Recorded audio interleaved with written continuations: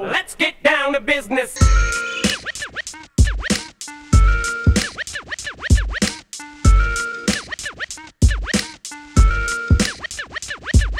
Let's be completely honest.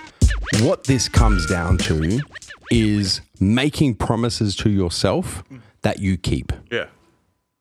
That's what it comes down to. When there's no third-party accountability, it's you, yourself, and your mind.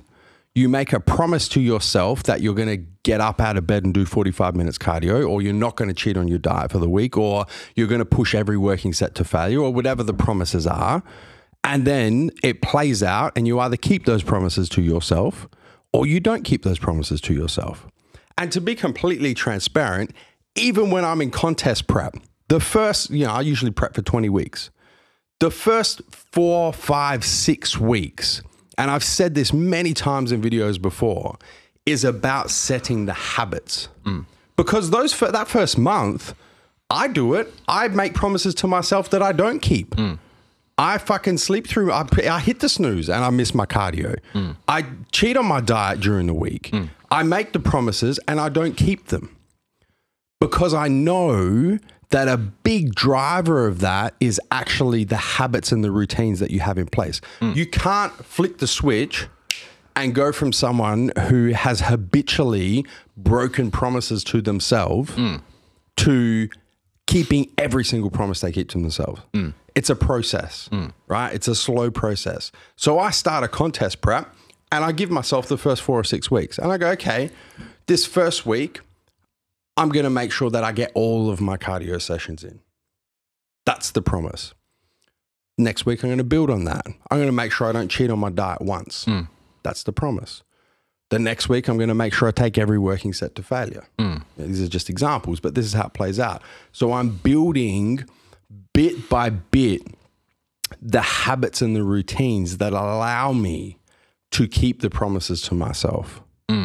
I like to call it stacking wins, effectively stacking wins of promises to myself. And I think that there's a little bit of that plays in, right? Because if you're in the habit of keeping promises to yourself that you break habitually, that's a habit, that's a routine. You can't just flick the switch and change it. So you need to firstly be aware that if you are in that habit, and most people are, let's not get it twisted, most people are, it's going to take time. It's going to be incremental. You're going to have to start with small little promises, start stacking those wins to the point where you know that if you make yourself a promise, and this is going to take a long time to get to this point, but the end goal with this is if you make a promise to yourself, there is no way, it's impossible for you to break it.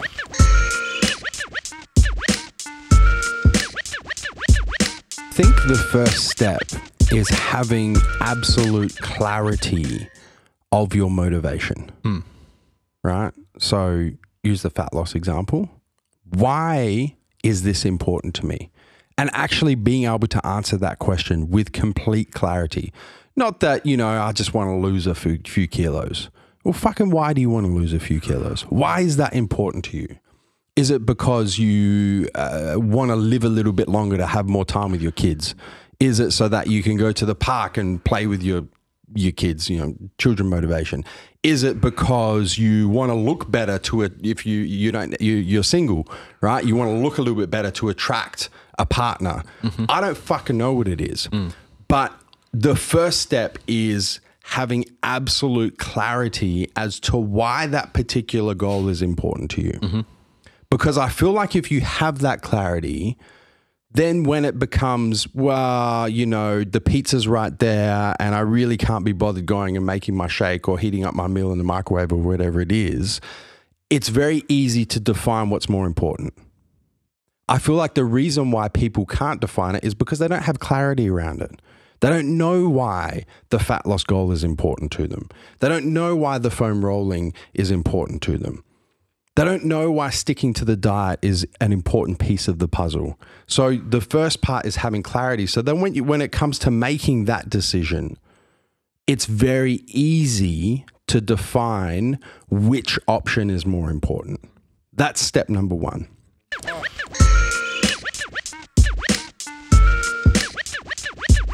I wrote a post about this on Instagram last week. and the title of the post was "Stay the fuck away from grey," because so many people play in the grey. Yeah. Which is like so much of what we do when it comes to self-development and when it comes to achieving particular goals, whether it's fitness or business or personal life or whatever the fuck, it's black and white. It either is going to help you achieve a particular goal or it is not. But so many of us, and I'm guilty of this as well, spend so much time playing in the grey. And the grey, what I'm talking about when I say the grey, is the bit between the black and the white, where we know that something, a particular action, is going to help us take a step forward towards that goal. But we downplay it because it's difficult most of the time.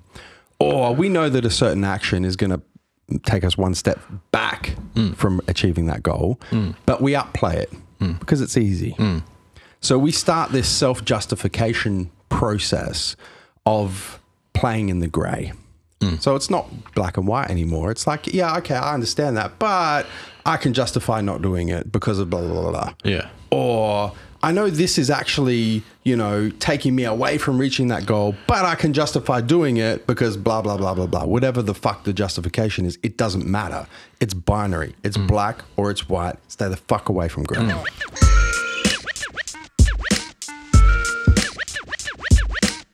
When you're in year 4 or year 5 and you've had a 50% decline in sales, is how do you keep that motivation high?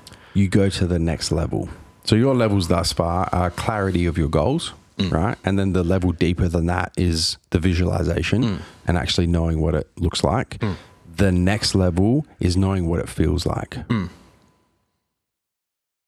I think that in order to run a successful business, you need to not just have clarity around your goals and know exactly what they are, not just be able to visualize and know what it looks like, but actually be so fucking invested in it that you know what it feels like. You can actually feel it in your stomach, how things are going to play out. You are so clear. You have so much clarity. You have such a clear vision that you actually know emotionally and physically what it feels like when you end up where you're trying to end up. So once again, it's that expose. That's the extreme. That's like when you get to a point where you know what it fucking feels like to hit that number of sales per month, or you know what it feels like to open that 50th retail store, whatever the fuck the goals are, it doesn't matter, but you actually know what it feels like. That is what is going to help drive that motivation through.